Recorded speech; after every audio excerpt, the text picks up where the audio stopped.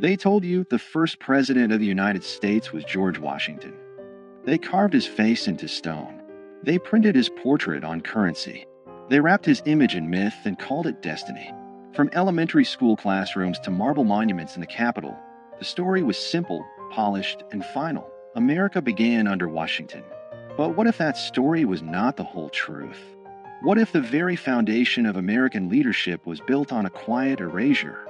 What if the first president was not the man on the dollar bill, and the truth was deliberately compressed into a footnote so small that generations never saw it? Because before George Washington placed his hand on the Bible in 1789, another man had already held the title of President of the United States. His name was John Hanson, and the fact that most Americans have never heard that name is not an accident. It is a story of constitutional confusion, political myth-making, and the deliberate shaping of national memory. To understand how this happened, you have to go back to a time before the Constitution, before the polished republic, back to a fragile confederation stitched together by war. In 1776, the 13 colonies declared independence from Britain, but independence was only the beginning. What followed was chaos: unpaid soldiers, collapsing currency, foreign threats, and states that behaved like small, suspicious countries rather than a unified nation. The fledgling United States needed structure. It needed coordination. It needed leadership. So in 1781, after years of debate, the states ratified the Articles of Confederation, creating the first national government of the United States. This government did not have an executive branch like we know today. There was no powerful presidency, no cabinet, no centralized authority commanding armies or vetoing legislation. Instead, there was Congress. And Congress elected a presiding officer. That office carried a formal title, President of the United States, and Congress assembled. On November 5, 1781, that office was filled by John Hanson. Hanson was not a general. He was not a towering plantation owner from Virginia.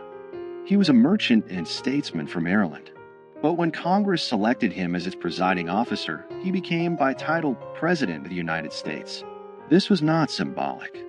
Under the Articles of Confederation, Congress was the national government. There was no separate executive. The President of Congress signed documents, corresponded with foreign powers, oversaw administrative matters, and in many ways embodied the leadership of the nation. Hanson served a one-year term. During that time, the Revolutionary War was still underway.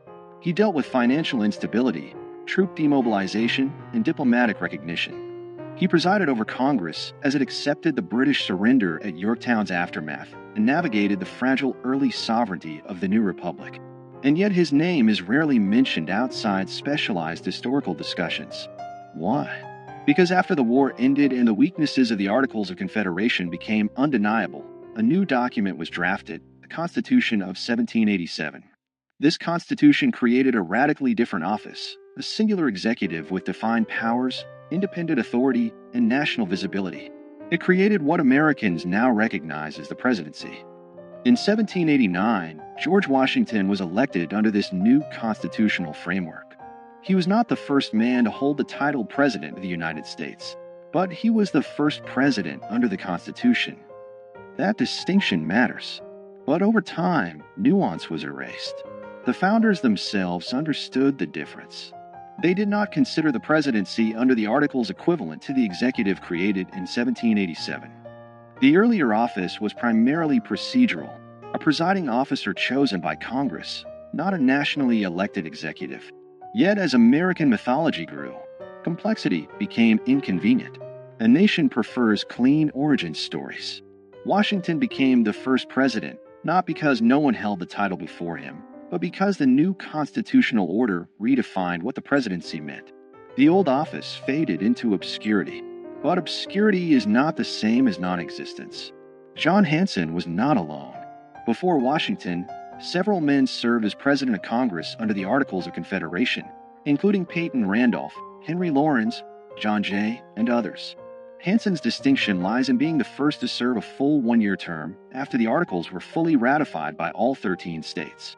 And that ratification detail is where the controversy lives. Some historians argue that because Maryland was the last state to ratify the Articles in 1781, and Hanson was elected after that ratification, he was technically the first president of the fully unified United States government. This claim has been amplified in certain circles as proof that Washington was not the first president. But the reality is more layered. The presidency under the Articles had no independent executive power. It had no veto authority. It had no control over a standing army. It was not elected by the people or an electoral college. It was chosen by members of Congress and largely functioned as a moderator and administrator. Calling Hanson the first president in the same sense as Washington would be misleading. Yet erasing him entirely is equally misleading. The shock is not that Washington was not first. The shock is that American civic education rarely explains the transition between two completely different governmental systems. The real foundational lie is not that Washington served first. It is that the story of American leadership begins neatly in 1789. It does not. It begins in confusion, experiment, and fragility. During Hanson's presidency, Congress established Thanksgiving as a national day of observance in 1782. It adopted the Great Seal of the United States. It managed foreign affairs and struggled to pay soldiers.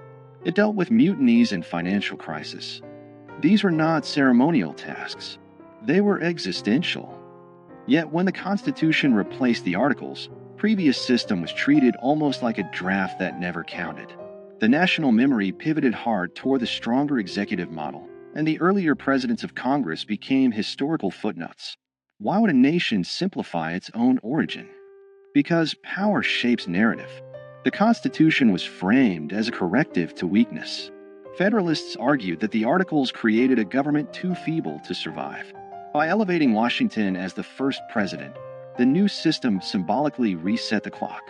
It framed 1789 as year one. The earlier period became a prelude rather than a beginning. This was not necessarily a malicious conspiracy. It was nation-building through storytelling. But storytelling always chooses emphasis.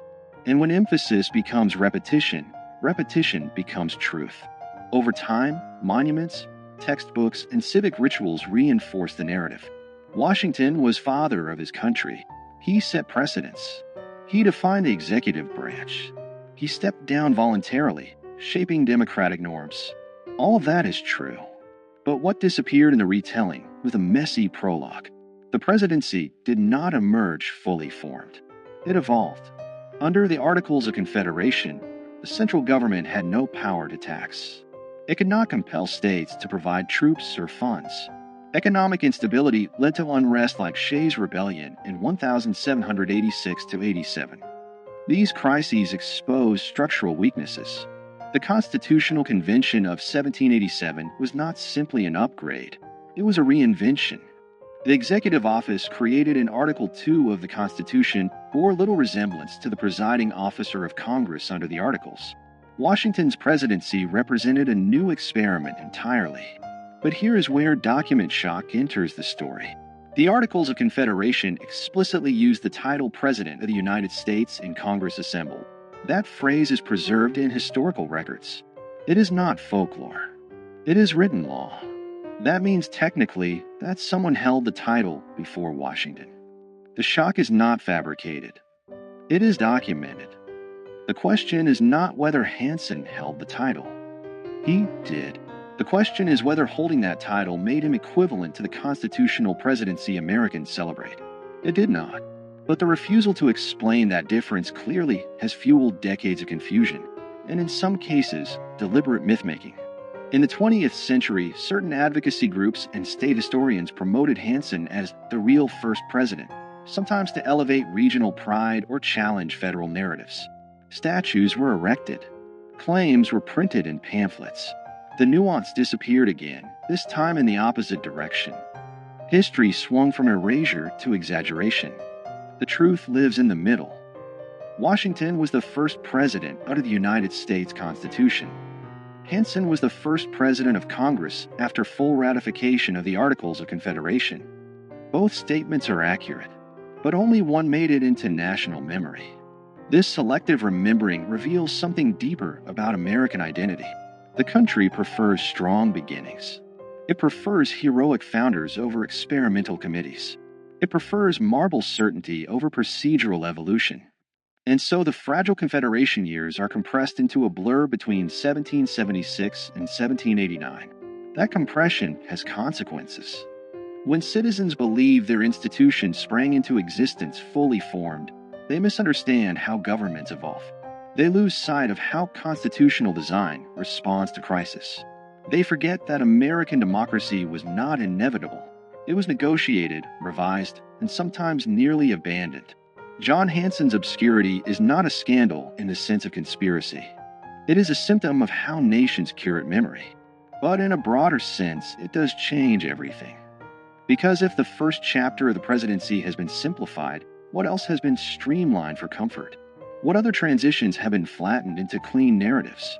The early republic was unstable. The Articles government was weak by design. Many Americans feared centralized authority after living under British rule. The pendulum swung towards state sovereignty, and then swung back when that model proved insufficient. Washington's presidency did not emerge from triumph alone. It emerged from failure. Understanding Hanson's role forces us to confront that failure. It reminds us that the United States had a first attempt at national government that did not work as intended. It reminds us that the presidency itself was born from revision. And it challenges the idea that history is a straight line. If Hanson is remembered only as a trivia question, was Washington really first? The deeper lesson is missed. The deeper lesson is institutional transformation. The presidency Americans know today is not static. It has expanded dramatically since 1789. Executive power has grown through war, legislation, judicial interpretation, and precedent. From Washington's cautious leadership to the sweeping authority exercised during the Civil War under Abraham Lincoln, to the global executive power of modern administrations, the office has continuously evolved. Recognizing the earlier presidency under the Articles reveals that evolution in its earliest stage. It shows that titles alone do not define power. Structures do. And structures can change.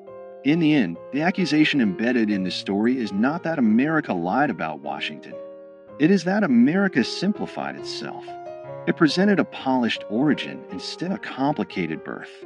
John Hanson's relative obscurity is not an injustice of race or suppression in the way other historical erasures have been.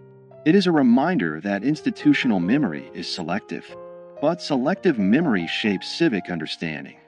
When citizens learn that there was a president before Washington, even if only in a different governmental form, they are forced to reconsider what first really means. They are forced to look closer. And when people look closer at their foundations, they often discover cracks, not fatal ones, but human ones. That discovery does not weaken democracy. It strengthens it. Because mature nations do not fear complexity. They embrace it. America's first president was hidden, not in a secret archive, not in a burned document, but in the quiet margins of a transitional government that did not survive. And understanding that hidden chapter changes everything about how we see beginnings. It reveals that power is defined by structure, that titles can shift meaning, and that national memory is shaped as much by storytelling as by fact. George Washington remains the first president under the Constitution. John Hanson remains the first president of the United States in Congress assembled after full ratification of the Articles of Confederation. Both are true, but only one became legend. The question is not whether Washington deserves his place. He does. The question is whether we are willing to tell the whole story. Because the moment we admit that the presidency had an earlier form, weaker, different, experimental, we acknowledge that America itself was once uncertain, unfinished, and fragile. And that realization changes everything. It reminds us that the nation was built not only by giants carved in stone, but also by administrators whose names faded when the structure they served was replaced. History does not always erase with fire. Sometimes it erases with simplification. And sometimes the most powerful revelations are not about scandal, but about structure.